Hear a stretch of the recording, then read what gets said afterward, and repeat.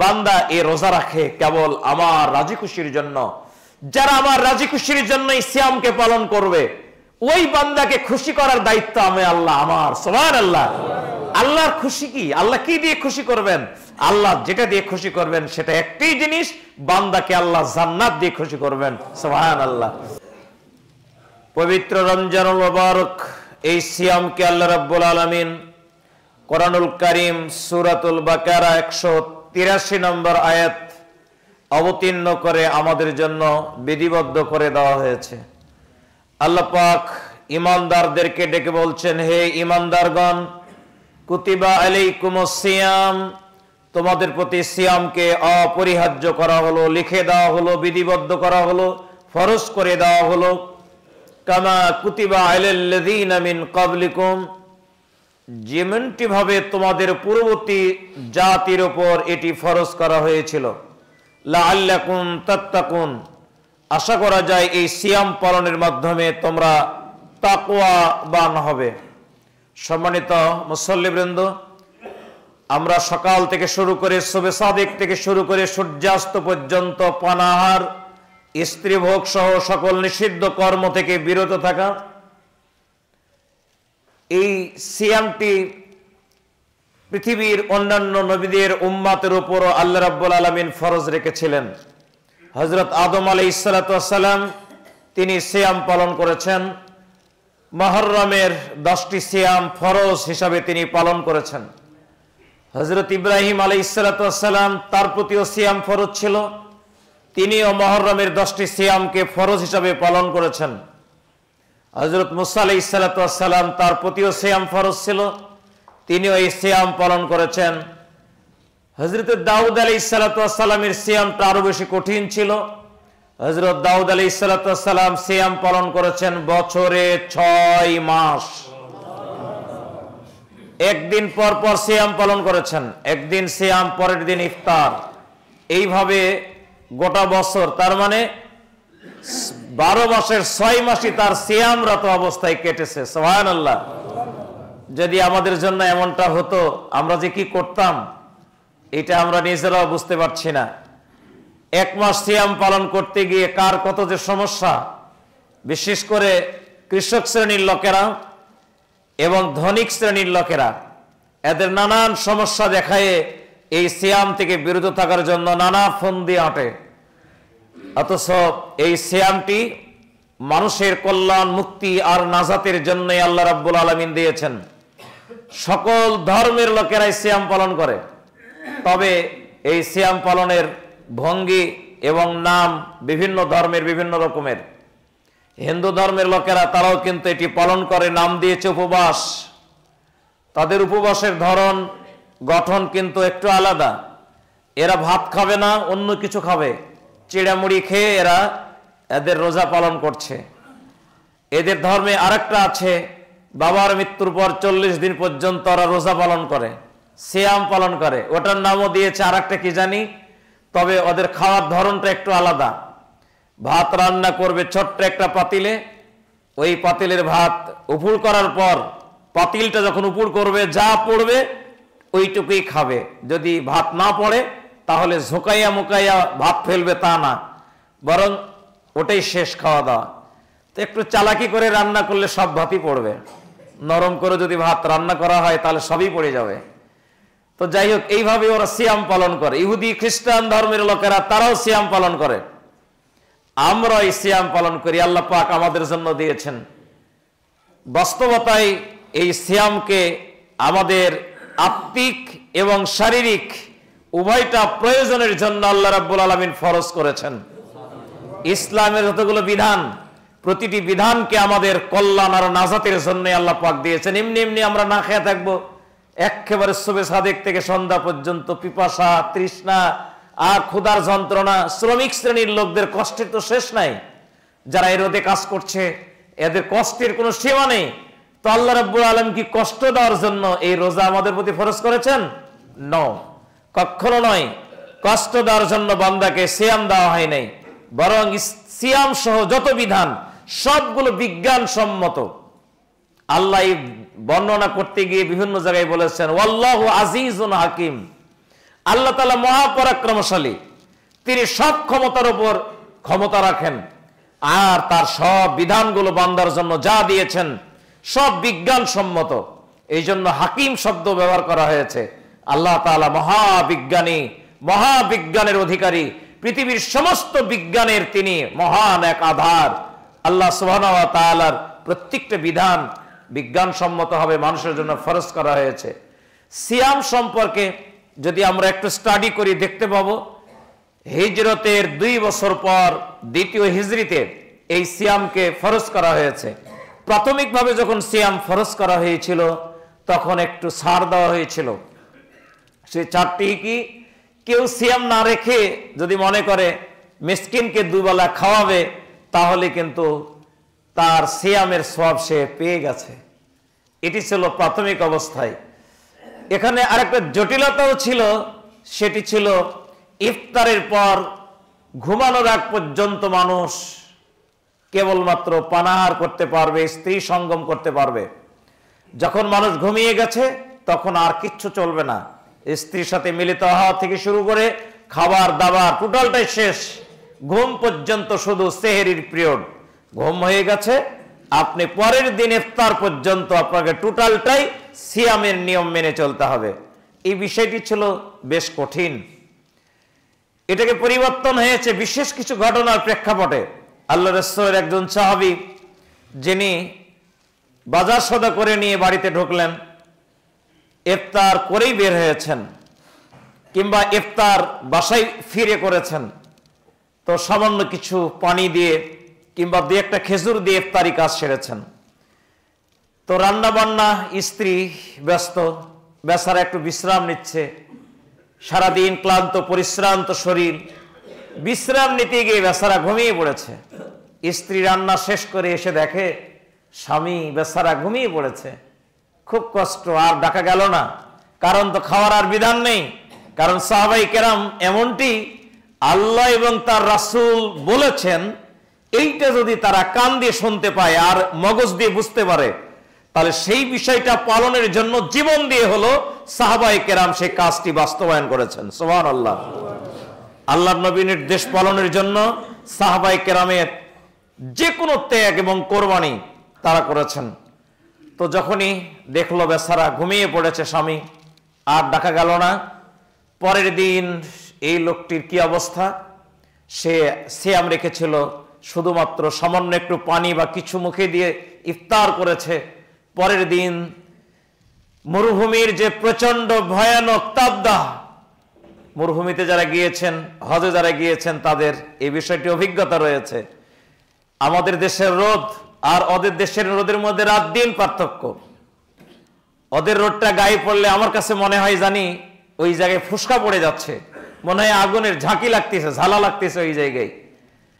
তো এই বেচারা এক পর্যায়ে দ্বীপ্রহরের কিছু আগ মুহূর্তে একদম সে ক্লান্ত, তৃষ্ণার্ত, পিপাসার্ত হতে হতে শেষমেশ সেন্স হারিয়ে ফেলেছে। আল্লাহ নবীর কাছে বিষয়টি জানানো হলো। বিশ্ব নবী সাল্লাল্লাহু আলাইহি ওয়াসাল্লাম চরম ব্যথিত হলেন, কিন্তু বলার তো কিছু নেই, করার তো কিছু নেই। বিশ্ব নবীর মনের ব্যথা আর সাহাবায়ে কেরামদের যে কষ্ট পৃথিবীর আর কোন মানুষ না জানলো। আল্লাহ রহমান রহিম, তিনি কিন্তু ভালো করে উপলব্ধি করেন সব সময় বান্দার এই মনের কষ্টটা, তাদের এই অসুবিধাটা আল্লাহ পাক অতি সহজে মুহূর্তের মধ্যে দূর করে দিয়ে আয়াত অবতীর্ণ করলেন। সূর্য প্রভাতের শুভে সাদেক উদিত হওয়ার পূর্ব পর্যন্ত তোমাদের জন্য পানাহার, এই বিধানটি পুনর্স্থাপিত করা হলো। সুবহানাল্লাহ। তিনি কত বড় রহমান, তিনি কত বড় রহিম। আল্লাহ বান্দার প্রতি সবসময় রহমত আর দয়ার দেওয়ার জন্য ব্যস্ত। আল্লাহর দয়া আর আল্লাহর ভালোবাসা আর আল্লাহর মায়া বান্দাকে দেওয়ার জন্য যে আল্লাহ কত তৎপর।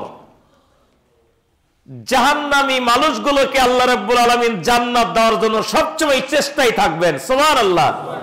একটু খুঁজবেন শুধু কোন ক্লু পাওয়া যায় কিনা, বান্দার কোন আমল আছে কিনা। আল্লাহ রাব্বুল আলামিন এই জন্য নাম রেখেছেন রহমান এবং রহিম। রহিম নামটা স্পেশালি ইমানদারদের জন্য। সুবহানাল্লাহ। বলুন আলহামদুলিল্লাহ। আর রহমান নামটা মুমিন, মুশরিক, কাফের, মুসলমান সব মানুষের জন্য রহমান এই নাম, এই দয়াটা দিয়ে পৃথিবী পরিচালিত হচ্ছে, গোটা দুনিয়া নিয়ন্ত্রিত হচ্ছে।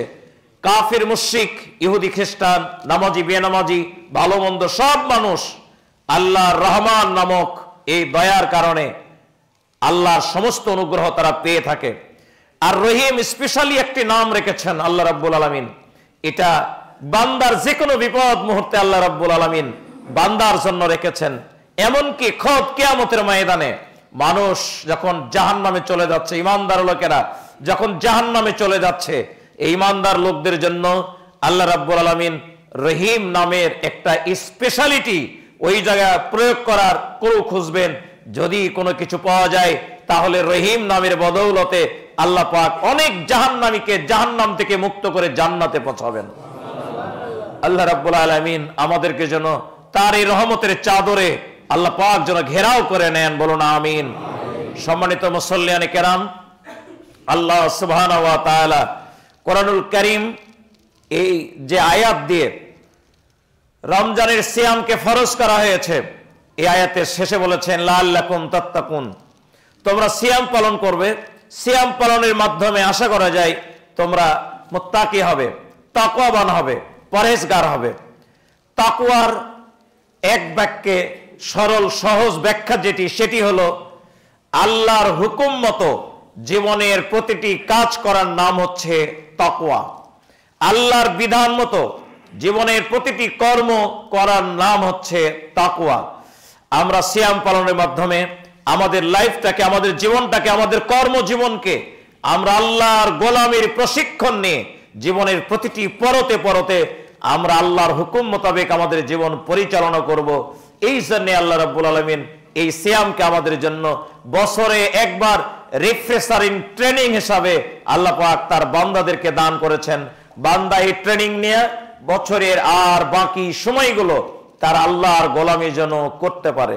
সম্মানিত মুসল্লিবৃন্দ, আমরা এই রমজান মাসে সিয়াম পালন করে আল্লাহ রাসূল জনাবে মুহাম্মদুর রাসূলুল্লাহ সাল্লাল্লাহু আলাইহি ওয়াসাল্লাম বলেছেন, বুখারীর ৭৪৯২ নম্বর হাদিস, আধুনিক প্রকাশনী ৭৪৯২ নম্বর হাদিস, আল্লাহর নবী বলেছেন, আল্লাহ পাক বলছেন হাদিসে কুদসি, কুল্লু আমাল ইবনে আদম লাহু, আদম সন্তান যতগুলো ইবাদত করে, যে নেক আমলগুলো করে, এই আমলগুলো তার নিজের জন্যই করে থাকে, ইল্লা সিয়াম, কিন্তু সিয়াম ব্যতিক্রম। সিয়ামটা বান্দা করে এটা আমার জন্য, ফাইন্নাহু লি, বান্দা যে সিয়াম পালন করে সিয়ামটা আমার জন্য। আর যেহেতু সিয়াম আমার জন্য, ওয়ানা আসিবি, এই সিয়ামের যা প্রতিদান হবে এই প্রতিদানটা আমি আল্লাহ রাব্বুল আলামিন নিজেই দান করব। সুবহানাল্লাহ। তার মানে আল্লাহ নিজেই দিবেন, মানে স্পেশালি তিনি নিজের জন্য রেখেছেন। এই সিয়ামের মাধ্যমে সিয়ামের হক আদায় করে মানুষ যদি যথার্থভাবে আল্লাহর গোলামের প্রশিক্ষণ নিতে পারে, তাহলে এই মানুষকে জান্নাত দেওয়ার জন্য দায়ী দায়িত্ব আল্লাহ নিজেই গ্রহণ করেছেন। ঘোষণা বিশ্বনবীর, মান সামা ঈমানাও ওয়া ইহতিসাবান গুফিরা লাহু মা তাকাদ্দামা মিন জামবি, যে ব্যক্তি ঈমান আর ইহতিসাবের সঙ্গে সিয়াম পালন করবে, ঈমান আর ইহতিসাবের সঙ্গে যে লোক সিয়াম পালন করবে, নবীজি বলছেন আল্লাহ রাব্বুল আলামিন তার সব গুনাহ মাফ করে দেবেন। ইহতিসাব হিসাব, এর অর্থ যোগ বিয়োগ, প্লাস মাইনাস, আমার জীবন থেকে যা নিষিদ্ধ কর্মগুলো রয়েছে এই নিষিদ্ধ কর্মগুলোকে পরিহার, আর আমার সামনে আল্লাহর যত বিধান রয়েছে এই বিধানগুলো মানার প্র্যাকটিস, দিস ইজ কল ইহতিসাব, এর নাম হচ্ছে ইহতিসাব। প্রিয় ভাইয়ের আমার, আপনি আমি রমজানে যদি মনে করি খুব ক্লান্ত হয়ে গেছি, পিপাসার্থ, ক্ষুধাও লেগেছে বটে, এমন সময় স্ত্রী ছেলে মেয়ে কেউ বাড়িতে নেই, এখন ঘরের দরজাটা বন্ধ করে দিয়ে অনেক খাবারই তো ঘরে আছে, অল্প একটু হালকা করে খেয়ে নিলাম, তাহলে তো আমার কষ্টটা দূর হয়ে গেল। সবচেয়ে বখাটে যুবকটাও কি এই কাজ করে? আমার মনে হয় আমাদের সমাজে বেনামাজি একটা বখাটে যুবক লুক করে সে এইভাবে মানুষকে ফাঁকিদার জন্য এই কাজ করে না। যারা রাখে না তারা রাখেই না, এটা হিসাব আলাদা। কিন্তু রোজা রেখেছে, কিন্তু রোজা রাখা অবস্থায় কোনো মানুষ এ ধরনের প্রতারণার শিকার নিজকে কখনোই করে না।